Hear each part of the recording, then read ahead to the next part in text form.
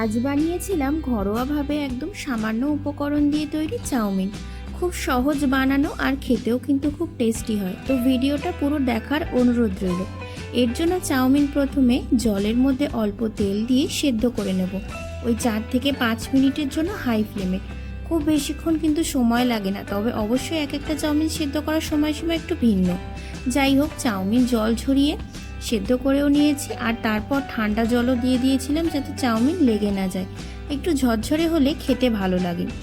তো এবার কড়াইতে অল্প তেল দিয়ে চিনেবাদামগুলো ভেজে নিলাম, ওই 3 থেকে 4 মিনিটের মতো। চিনেবাদাম আপনারা না চাইলে নাও দিতে পারেন, কিন্তু ঘরোয়া চাউমিনে চিনেবাদামটা একটু ভেজে দিলে স্বাদও কিন্তু বেড়ে যায়। এবার ওই তেলের মধ্যে 2টো ডিম অল্প লবণ দিয়ে ভেজে নিয়েছি। ডিম ভাজা হয়ে গেছে, সেটাকেও তুলে নিয়েছি। তারপরে ওই তেলের মধ্যে দিয়ে দেবো ছোট করে কেটে রাখা আলুটা অল্প ভেজে নেব। তারপরে দিয়ে দেবো কেটে রাখা বরবটি। এবার আলু আর বরবটি ভালো করে ভেজে নেব।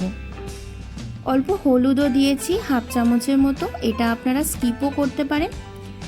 এখানে আপনারা নিজের পছন্দ মতো যে কোনো সবজি কিন্তু দিতে পারেন। এবার পেঁয়াজ আর কিছু কাঁচা লঙ্কা কুচিও দিয়ে দিলাম। সব কিছু ভালো করে ভেজে নেব। পেঁয়াজটা একটু অল্প ভাজবো, বেশি কড়া করে ভাজবো না। এরপরে তার মধ্যে দিয়ে দেবো চাউমিনের সাথে যে মশলাটা দিয়েছিল সেটি। সব কিছুকে খুব ভালো করে মিশিয়ে নেব। তারপরে দিয়ে দেবো সেদ্ধ করে রাখা চাউমিনটা দিয়ে গ্যাসের ফ্লেমটাকে লো করে খুব ভালো করে মিশিয়ে নেব। তারপরে তাতে দিয়ে দেবো ভেজে রাখা চিনেবাদাম আর ডিম। 4 থেকে 5 মিনিটের জন্য হাই ফ্লেমে ভালো করে মিশিয়ে গ্যাসটাকে বন্ধ করে দেবো। তো সন্ধেবেলায় কিংবা সকালবেলার জল খাবারের জন্য এই রকম রেসিপি কিন্তু আপনারা সহজেই বাড়িতে বানিয়ে নিতে পারবেন। তো ভিডিওটি ভালো লাগলে অবশ্যই লাইক, শেয়ার, সাবস্ক্রাইব